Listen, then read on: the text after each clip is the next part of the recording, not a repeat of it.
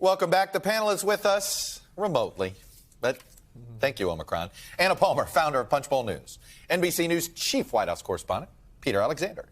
Democratic pollster, Cornell Belcher. And Republican strategist, Sarah Fagan, a former White House political director for former President Bush. I think the most fitting coda on January 6th was the Ted Cruz moment with Tucker Carlson. I got two parts here of sort of Ted Cruz and his relationship with Donald Trump. Here's how he described January 6th this week. We are approaching a solemn anniversary this week, and it is an anniversary of a violent terrorist attack on the Capitol. The way I phrased things yesterday, it was sloppy and it was frankly dumb. This is not the first time we have seen Ted Cruz say something harsh and then walk back. Here is a highlight reel. Donald, you're a sniveling coward, and leave Heidi the hell alone. He is laughing at his supporters. He's mocking his supporters because he's lying to them. Do we get behind a campaign that is based on yelling and screaming and cursing and insults? Do you want to turn on the television and see a president, Republican or Democrat, who embarrasses you? This man is a pathological liar, a caricature of a braggadocious, arrogant buffoon. Morality does not exist for him. A narcissist at a level I don't think this country's ever seen.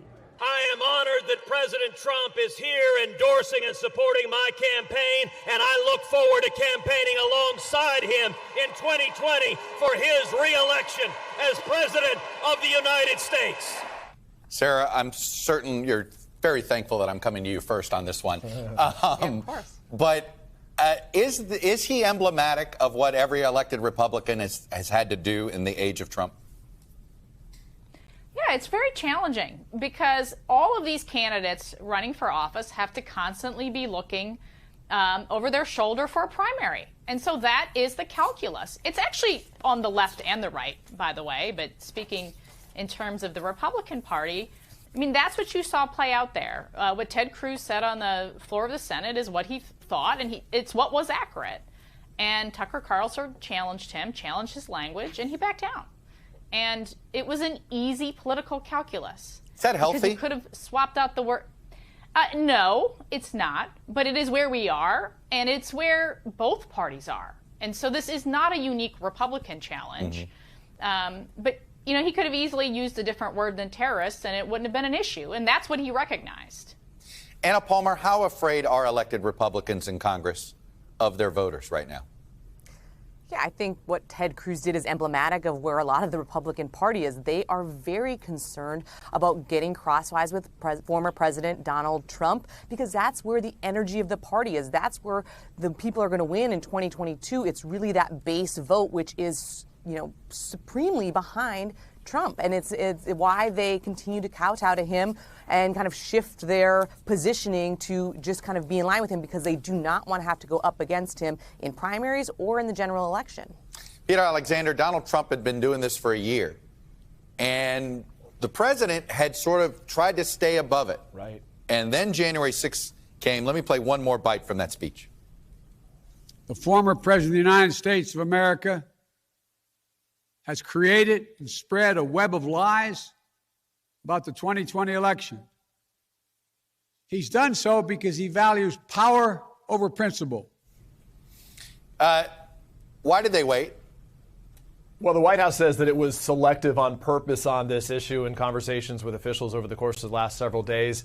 They insist that the president wasn't elected to go after Donald Trump, that Americans want to see him get things done here. But, you know, Chuck, what struck me watching the president speak this week on the January 6th anniversary, that in a lot of ways, that was the real State of the Union speech. That's what our State of the Union is right now. Whatever he says on March 1st can focus on the agenda, on Build Back Better, but that's the status right now. And there is this burning frustration, as it was described to me by some aides, that they are witnessing this growing number of Americans, 40%, I think it is, of Republicans, who say that it's okay to use violence against the government right now. But the question is, how much more will the president sort of implement this messaging, perhaps leading up to the midterms? But they say the primary focus has to be on getting things done. Cornell, the ignore Trump strategy, whether it was with Biden, whether it's with Mitch McConnell, right? There's a lot of people in Washington, even in the mainstream media, even at Twitter and Facebook. Oh, if we pretend he's not there or we don't quote his stuff, it doesn't grow. It turned out that was the wrong calculus. What do you do now? Well, I do think you have to do what the president has done, and so what they pivoted and started to do right now. I think it's important. One, it is you do have to fire at the base, and look, part of and we've talked about this before. Part of President Biden's problems with his job approval numbers have been, quite frankly, that they've dropped among Democrats. Right? Not enough Democrats to see him as someone who's fighting and a strong leader and who's taking on these issues. I thought that his speech the other day was a very important speech where he used really important and powerful language. He will stand in that breach. Right? He will not allow someone to hold a dagger to the neck of democracy. That is firing up base.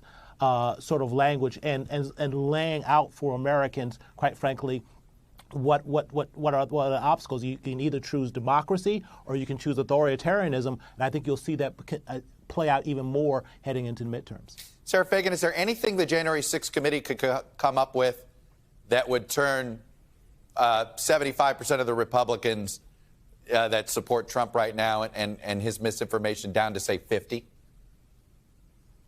Oh, I think Adam Kinzinger said if there was some proof that the president knew what was going to happened, and he supported it and encouraged it, that perhaps could change something. But I think most people are conditioned in politics now to disbelieve what comes out of either partisan side of the aisle. So no matter what that committee puts out, because there are so few Republicans involved, and most Republicans have dismissed it, the base isn't going to believe anything that comes out of it anyway. But, look, here, we're focused on Trump, understandably so, in the aftermath of the one-year anniversary.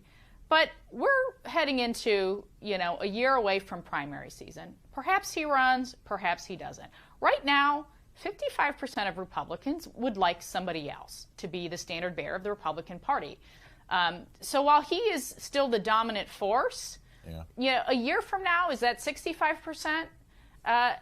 He is ultimately at some point going to become a fading member of the party. Someone new will emerge. Sarah, I've heard this from a lot of Republicans, and we want to hear this. Maybe you're right, but Anna Palmer, it seems like Mitch McConnell's been betting on the fade for a year, and it didn't come to fruition. I think that's right. I also think what's an important point is whether it's Trump who runs or not, it's the brand of politics that he represents. And that is a growing part of the House conference in particular, but also in the Senate. When you look at some of these other Republicans who could potentially run, they're also running in that same vein. It's not as if establishment Republicans are all of a sudden see some resurgence here. All right, I'm going to pause it there. Well, but I do. Go ahead, real fast, Sarah. Well, I was going to say, I know. I think that many of these Republicans, though, when you think of the Ron DeSantis as the Chris Christies of the world, they're a nice bridge between President Bush and Donald Trump rhetorically. And their policies are more like a President Bush than like Donald Trump. I mean, so I don't necessarily agree with that. All right. Well, I'm going to pause it there.